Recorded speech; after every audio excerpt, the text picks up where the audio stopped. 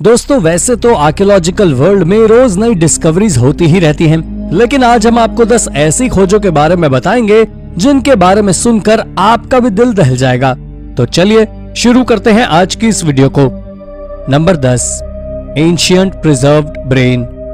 दोस्तों आपने बहुत से प्रिजर्व फॉसिल्स के बारे में सुना होगा, लेकिन क्या आपने कभी किसी प्रिजर्व्ड ब्रेन के बारे में सुना है? शायद नहीं। 2008 में इंग्लैंड में आर्कियोलॉजिस्ट को एक 2600 साल पुराना ह्यूमन ब्रेन मिला है। ये 6th सेंचुरी बीसी के समय का यानी आयरन एज के टाइम का है और आर्कियोलॉजिस्ट का कहना है कि ये ब्रेन अब तक का सबसे पुराना प्रिजर्व्ड ह्यूमन ब्रेन है। इसे हेस्लिंगटन ब्रेन के नाम से जाना जाता है। ये प्रिजर्व्ड ब्रेन एक स्कल के अंदर से मिला था जो कि एक गड्ढे में था, जिसमें पड़ी गीली क्ले की वजह से ये सालों तक प्रिजर्व्ड रहा। ये ब्रेन जिस आदमी का था उसकी उम्र 25 से 45 के बीच रही होगी।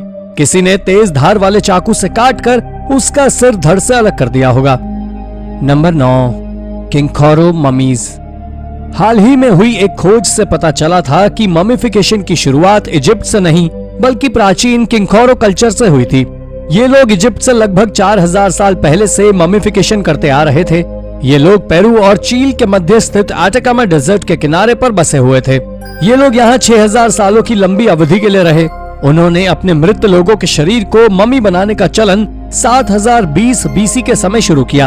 उन्होंने रेगिस्तान की सूखी और शुष्क स्थिति का उपयोग करके प्राकृतिक तरीकों से ममीफिकेशन करने के तरीके खोज निकाले थे। Guinness book of world records के अनुसार सबसे पुरानी किंगखोरो मम्मी एक बच्चे की है, जिसे कैमरॉन्स वैली से खोजा गया था और इसे 5050 बीसी में ममीफाई किया गया था। ये लोग मृत शरीर के सभी ऑर्गन्स को निकालकर केवल स्केलेटन को विशेष प्रकार की मिट्टी और घास फूस से शरीर के अंग बनाकर ममीफाई करते थे, पर अंत में 1st सेंचुरी बीसी में इन लोगों ने ममीफिकेशन बंद कर दिया। Number 8, the holy right hand. Stephen the first को किंग सेंट स्टीफन के नाम से भी जाना जाता है।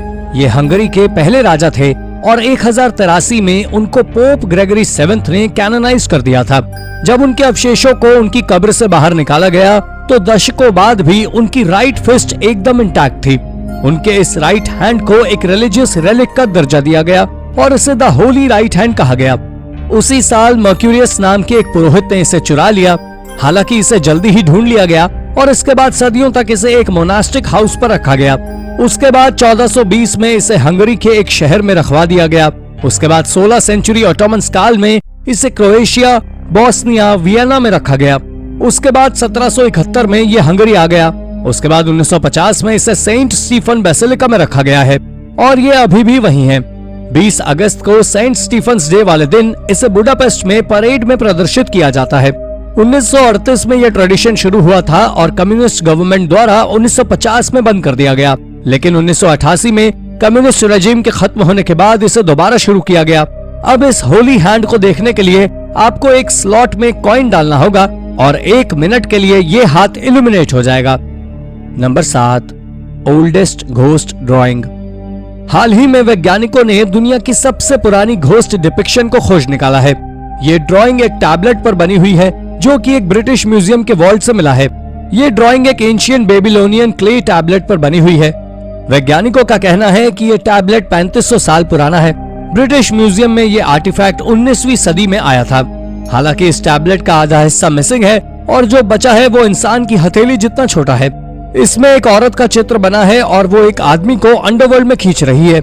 ये आदमी काफी डरावना है। इसमें यूनिफॉर्म लैंग्वेज में एक टेक्स्ट भी लिखा हुआ है। ये भाषा मिडिल ईस्ट में इस्तेमाल की जाती थी, जिसमें लिखा है कि औरत इस घोस्ट जैसे आदमी को जाने के लिए कह रही है। Number 6, a massacre in the backyard. 2 साल पहले साइबेरिया में वाइटलिक काविशा नाम का आदमी जब अपने बैकयार्ड में खुदाई कर रहा था तो उसे स्केलेटन्स मिले। सबसे हैरान करने वाली बात यह थी कि यहाँ 1 या 2 नहीं बल्कि हड्डियों और कंकालों का ढेर मिला। काविशा ने अवशेष एक्सपर्ट्स को दिखाया था और उनका कहना था ये 1930 के समय के हैं, जब स्टेनलेस रेजाइम पॉलिटिकल रिबेल लोगों को जेल में डालकर उनकी हत्या कर दिया करते थे। कावाशा ने कई बार अथॉरिटीज को कांटेक्ट करने की भी कोशिश की ताकि उन रिमेन्स को वहां से निकाला जा सके, लेकिन उसे यही कहा गया कि गवर्नमेंट के पास फंड्स नहीं हैं और अगर कावाशा खुदाई करके सारे स्केलेटन्स को निकाल लेते हैं तो वो उन्हें कलेक्ट कर लेंगे। ये कंडीशन कई अन्य देशों की तुलना में बिल्कुल ऑपोजिट है, जहां गवर्नमेंट लोगों को खुद अवशेषों की खुदाई करने से रोकती है ताकि वो डैमेज न हो। रशियन गवर्नमेंट का ये बिहेवियर दिखाता है कि या तो उन्हें एंशिएंट आर्टिफैक्ट्स की स्टडी में इंटरेस्ट ही नहीं है, या फिर वो स्टालिनिस्ट काल के अपने काले रहस्यों को छिपाना चाहती है। Number 5, Teotihuacan stone faces. प्राचीन समय में टियोथिहुआकान नाम से जाने जाने वाला शहर, जो कि आज सेंट्रल मेक्सिको में है, फर्स्ट मिलेनियम एडी की शुरुआत में आर्कियोलॉजिस्ट को इसके रुइंस में सैकड़ों स्टोन फेसेस मिले हैं। ऐसा माना जा रहा है कि इन्हें मृत लोगों के साथ दफन किया जा रहा है। 15 से 23 सेंटीमीटर चौड़े ये स्टोन फेसेस देखने में काफी डरावने और भूतिया लगते हैं। इनमें आंखों और मुंह के लिए स्पेसिंग भी दी गई थी। पहले आर्कियोलॉजिस्ट को लगा ये जेडेइट के बने हुए थे, लेकिन 2014 में 150 फेसेस को स्टडी करने के बाद पता चला शहर के दक्षिणी हिस्से में इन स्टोन फेसेस को बनाने के लिए एक वर्कशॉप थी। हालांकि एक्सपर्ट्स अभी भी उनका एग्जैक्ट ओरिजिन नहीं पता कर पाए हैं। इन्हें लाइमस्टोन, सर्पेंटिनाइट, ट्रैवर्टीन आदि से बनाया करते थे। इसके बाद इन्हें क्वार्ट्ज से पुलिस भी किया जाता था, लेकिन टियोथिहुआकन के नजदीक तो क्वार्ट्ज पाया ही नहीं जाता था। यानी ये मास्क कहीं और ही बनते होंगे और स्कॉलर्स की अब तक की थियोरी गलत थी, और अब ये स्टोन फेस फिर से मिस्ट्री ही बन गया है। नंबर 4, सेंट एंथनीज टंग। सेंट एंथनी एक पोर्तुगीज मूल का आदमी था जो 13वीं सेंचुरी में इटली में प्रीस्ट बन गया। हालांकि प्रीस्ट का कार्यभार संभालने के बाद से ही वो बीमार था और उसका ज्यादातर समय हॉस्पिटल में ही गुजरा। लेकिन जब उसका स्पीकिंग टैलेंट सामने आया, उसने इटली और फ्रांस में ट्रैवल करना शुरू कर दिया। अपनी खराब सेहत के बावजूद उसने जगह जगह उपदेश दिए और यात्राएं करता रहा। लोग भी उनकी स्पीचेस को बहुत अप्रिशिएट करते थे और उन्हें ज्वेल ऑफ द बाइबल कहा जाने लगा। पोप ग्रेगरी 9 ने तो उन्हें आर्क ऑफ टेस्टामेंट की उपाधि दी। 1231 में एडमा में उनकी मौत हो गई। 32 साल बाद उनकी बॉडी को एक नई बेसिलिका में शिफ्ट करने का सोचा गया, जो उनके ऑनर में बनवाया गया था। पर जब सेंट एंथनी के रिमेन्स को निकाला गया तो उनकी टंग बिल्कुल इंटैक्ट थी। ऐसा माना गया कि सेंट एंथनी के वर्ड्स लोगों के लिए गॉड गिफ्ट थे, इसलिए उनकी टंग को बेसिलिका में डिस्प्ले पर लगा दिया गया। Number 3, mutilated stone age skulls. 2020 के आखिर में आर्कियोलॉजिस्ट को 2 ह्यूमन स्कल्स और एक बकरी का स्केलेटन पेनिनसुला से क्यूव डे ला डिसला नाम की केव साइट से मिला है। ये बोन्स 4800 से 4000 बीसी के बीच के समय लेट स्टोन एज के मिडिल नियोलिथिक पीरियड की है। आर्कियोलॉजिस्ट का कहना है कि ये स्ट्रक्चर्स की एंशिएंट फ्यूनररी रिचुअल के हैं। इसमें एक अल्टर, एक hearth ceramic pottery stone object और एक स्टोन स्लैब मिला है। इनमें एक स्कल एडल्ट मेल का है और दूसरा एडल्ट फीमेल का। फीमेल स्कल के क्रेनियम के फ्रंटल लोब में डिप्रेशन पाया गया है। इसमें डीकैपिटेशन और ट्रैपिनेशन के भी साइन थे। नंबर 2, ओफुका चो मास ग्रेव्स। लास्ट ईयर आर्कियोलॉजिस्ट को जापान के ओसाका की ओफुका चो साइट्स में सर्कुलर होल्स की एक सीरीज मिली। इसमें 1500 जानवरों और इंसानों के अवशेष मिले हैं। आर्कियोलॉजिस्ट का कहना है कि ये अवशेष 19वीं सेंचुरी के बीच के हैं। इन बरियल्स में ह्यूमंस, पिग्स, घोड़े आदि मिले हैं।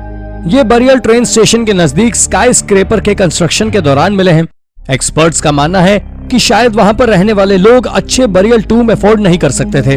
उनमें से कुछ बॉडीज में बीमारियों के साइंस मिले हैं, तो ऐसा भी हो सकता है कि इन सभी लोगों की मौत किसी एपिडेमिक के दौरान हुई होगी। आर्कियोलॉजिस्ट अभी भी इन रिमेन्स को स्टडी कर रहे हैं ताकि वो ये पता लगा सकें कि ये मौतें किन बीमारियों की वजह से हुई। Number 1, the severed head of Saint Catherine of Siena. Saint Catherine of Siena Siena में 14वीं सेंचुरी के दौरान इटली में रहती थी। जब वो अपनी टीनेज में थी, उन्होंने जीवन भर वर्जिन रहने का संकल्प लिया। हालांकि उनकी फैमिली ने उनकी शादी करवाने की काफी कोशिश की, तो उन्होंने अपने बाल कटवा लिए और नन बन गईं। 28 साल की उम्र में एक क्रूसिफिक्स में प्रे करते समय उन्होंने स्टिग्माटा एक्सपीरियंस किया। 5 रेड रेज उनके हाथ को भेदती हुई बाहर आ रही थी। एक प्रीस्ट ने तो ये तक कहा कि उनके हाथ से एक होली कम्युनियन बाहर आ रही थी। 33 साल की उम्र में एक स्ट्रोक के बाद उनकी मौत हो गई, पर रोमन गार्ड्स की वजह से उनके भक्त उनका पूरा शरीर नहीं ले जा सकते थे, इसलिए उन्होंने उसका सिर काटकर एक बैग में डाल लिया। जब रोमन सोल्जर्स ने बैग देखा तो उसमें फ्लावर्स थे, जो बाद में फिर से मेरी के हेड में बदल गए। इस सिर को अब सैन डोमिनिको में बेसिलिका में रखा गया है। तो दोस्तों, थैंक यू फॉर वॉचिंग। ये थी हाल ही में हुई 10 डरावनी आर्कियोलॉजिकल डिस्कवरीज। इनमें से कौन सी खोज आपको सबसे रोचक लगी? अपना जवाब हमें कमेंट करके जरूर बताएं, और ऐसी अन्य रोचक जानकारियों के लिए हमारे चैनल को सब्सक्राइब करना ना भूलें। धन्यवाद।